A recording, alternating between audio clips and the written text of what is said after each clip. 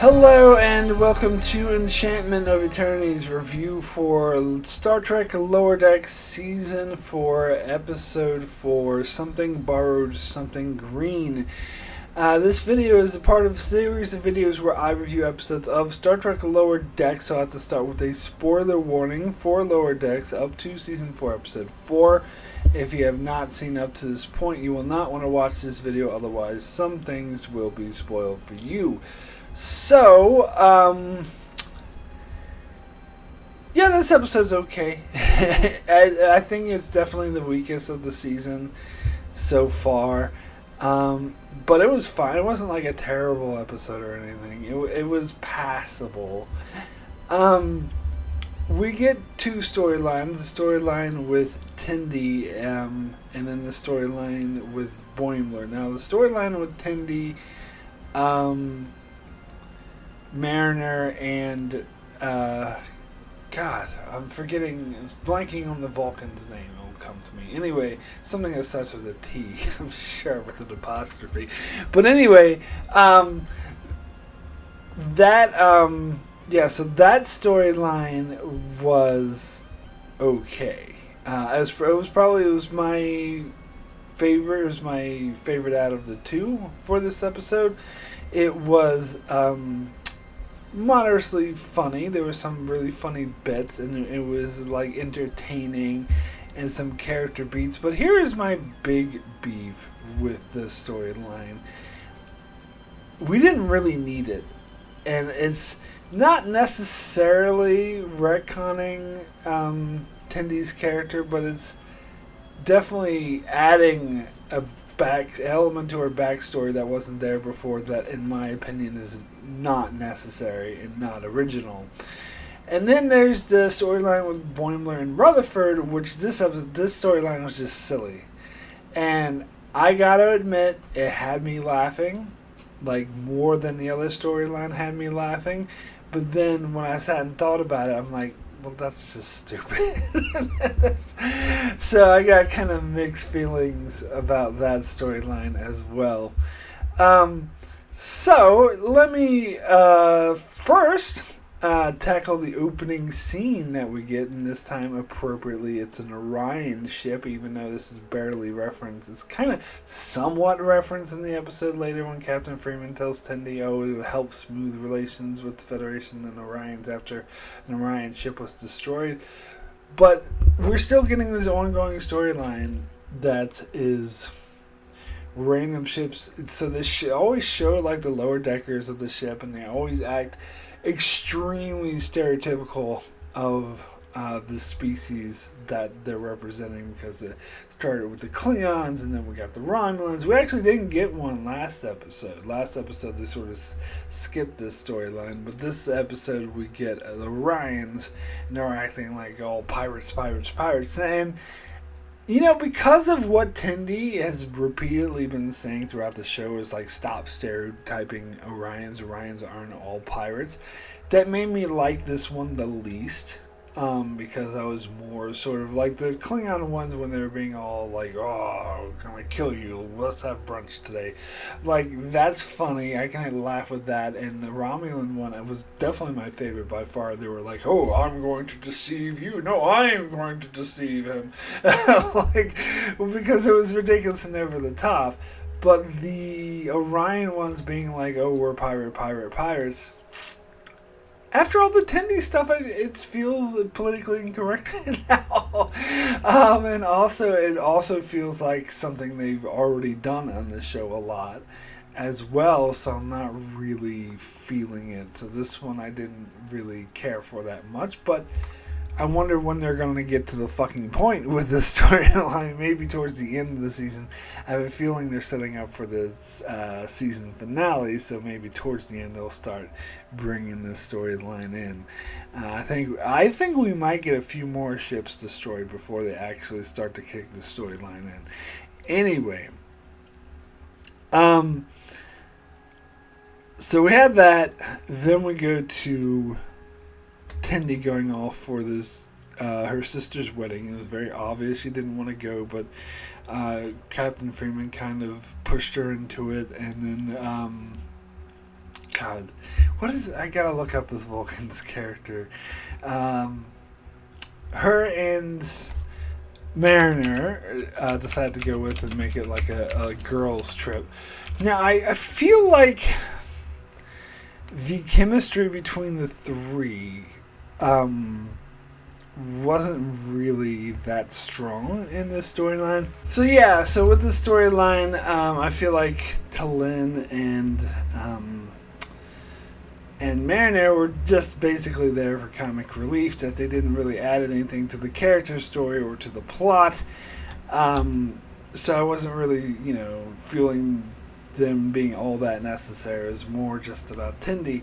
The other thing I actually thought Talin was one of the funnier parts of this storyline, though. I really liked how she would just add in her Vulcan commentary, like when they went to that club and Mariner talked about, what was it, the sort of brothel type place they went to, and Mariner was like, "Oh, those guys are so hot," and and Talin was to be like, "Yes, they are aesthetically pleasing," and just she would always add in like a little bit like that, which I suppose she's always done.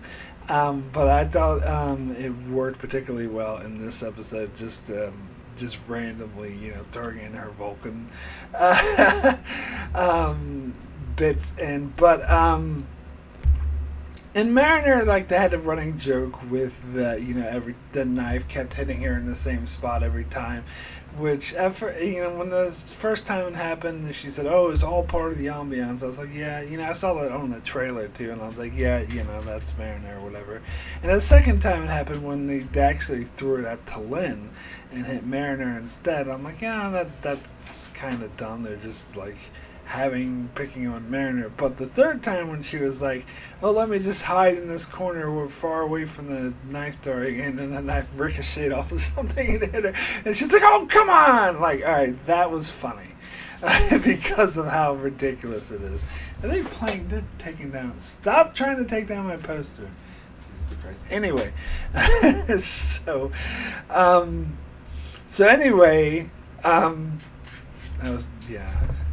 They're not gonna stop. Anyway, so that was funny, but the character story with Cindy, I think it was really unnecessary. So they made it so that she's like this royal assassin or whatever, part of the like 5th largest or most powerful family in Orion. I feel like we already got the storyline with Billups. I'm sorry, we did. I was going to ask this question, but it's not a question, it's a statement. We definitely already got the storyline with Billups, and we don't need to have it again. Like with Billups, it was interesting because, they hadn't already done it before at that stage, but now they're just repeating what they already... And I'm sorry, when I go back and watch the first 2 seasons of Lower Decks and the Tendi storyline, you really get the impression that she has nothing to do with pirates and that she just wants to be a Starfleet officer, and she hates the fact that everyone stereotypes her people as all being pirates. And I feel like they kind of betrayed that feel of it, because the whole feel was not all Orions are pirates, and it feels like episodes, particularly like this one, is defying that. It's like saying, "Oh, you're racially," especially like the Strange New Worlds cameo. They were like making a big deal to point out that, hey, it's kind of offensive to stereotype Orions are not all pirates, and yet you get episodes like this that goes out of their way to stereotype them as pirates, and I think that kind of defies the whole meaning. And plus, like, again, it's not a retcon, because they never specifically said, like, it doesn't contradict anything in the first 2 seasons, other than, I think, the feel of it and what my interpretation of the intention was, that Tendi was generally just someone who wanted to join Starfleet, and it had no care, it had nothing to do with pirates. Now, in season 3, they started retconning it, or maybe it was season 2 even, I can't remember, but they started retconning it so that she had a background with pirates, that she was aware of pirates, and her family was involved with pirates, and she was a good pirate in a past life, but she moved past that. And I accepted that even though I don't think it's the direction I would have liked them to go in. Because I liked it better when I thought she was just, just happened to be Orion, had absolutely nothing to do with pirates. Because I think making her have this history of being a pirate and having her family being again, it feeds into that stereotyping that I thought we were supposed to be against. But they did address this nicely in the DS9 crossover episode last year, where she was confronted with someone who was all about being a pirate and made it clear that that's not what she wants, to be about or whatever. But in this episode, she goes out of her way to hide the fact that her family's powerful and rich, and like when they're going to the big mansion, and Mariner's like, look at that huge golden gate, look at that huge gate, and she's like, oh, it's not that big. and that absurdity of it was kind of funny, I will admit, but I just don't. Plus, making her family, not only is her family a pirate and she has a history of being a pirate, her family is like one of the most powerful crime family or pirate families in the Orion, planet, which is going too far. I think that I'm not going to call it as bad as saying Dr. Bashir is all of a sudden genetically modified in season 5, but for me, it's in that same wheelhouse. Again, I wouldn't call it a retcon exactly, because it doesn't directly defy or contradict anything explicitly stated in the show, but for me it defies what was implied, or at least my interpretation or the feel of the character, and it changes it to a totally different feel, which I don't care for. I liked it better when I thought that Tendi was just happened to be Orion who wanted to be in Starfleet. And maybe, okay, they retconned a bit so she had a background in pirates and was a pirate but didn't want to be involved with that anymore. I was willing to go with that, but the fact that her whole family is like this huge, rich, powerful, and everyone like, oh my god, yields to her as mistress or whatever, I'm sorry, it's too much. I don't care for it. I don't think this is a good character development for Tendi. I don't think it's a good way to take this character. So I guess that was my biggest issue with this episode. But as I said, the storyline itself was moderately entertaining, and it was funny. It has to set the chemistry between the three characters, with T'Lyn piping in with her volcanisms and the Mariner like just popping up every once in a while. But mainly the whole thing was about Tendi like being ashamed of who she was, and like she would show up and like play that game with the poison death bug or whatever, and Mariner would point out, wow, the game with the death bug is like, oh no, wow, I'm just picking it up, amazing. I don't know. I mean, it's kind of funny how she's be ridiculously trying to hide what's very obvious, and they even point this out. Mariner and T'Lyn pointed out later, it's like, yeah, it's obvious. Like, you're not going to hide this from us. So that was kind of funny, but the other time it's, I don't know. So that storyline was okay. And then we get into the other storyline with Boringler and Rutherford. Now, to start off, we have them being like, oh, yeah, friends, oh, we like each other, and they're like, could have been the best of friends, and they agree on everything, and they're like, oh, you're, turning in your sleep actually soothes me, or whatever, and just how everything's great, and then they argue over something as petty as who gets to water the bonsai tree. I actually kind of like that. I kind of identify that. In some way, I think that's kind of true to life, how two people can be the best of friends and agree on everything, but then there's something extremely minor and trivial that just drives them apart. I see that happen in real life, and I feel like, and of course this is Lower Decks and it's a comedy and they're trying to exaggerate everything, so I think they tried to find one of the most trivial and really mundane things to argue about, and I think they succeeded over who gets to water the bonsai tree. I can't think of anything more trivial than that. So in that way, I think the joke actually kind of worked for me.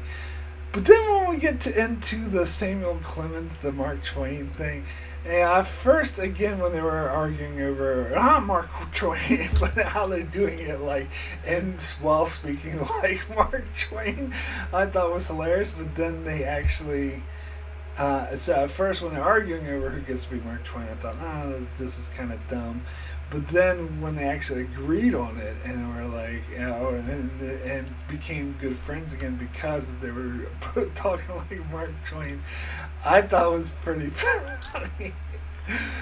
But, okay, so then we get this dispute because apparently they want to scan this nebula that's going to go away, and there's an alien species, which apparently I just learned was the same species that Isak from the episode Allegiance, because I did not recognize this species. I had to be told this.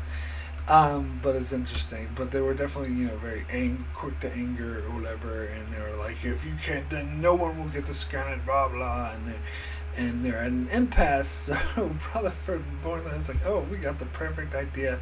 And the next thing you know, they're in the holodeck, and Captain Freeman is dressed as Mark Twain, and so is this alien. Now, you have to suspend a lot of disbelief for this. This is completely nonsensical. There's no way that Captain Freeman would actually agree to this, and it's kind of dumb of Boringler and Rutherford to suggest this in the first place.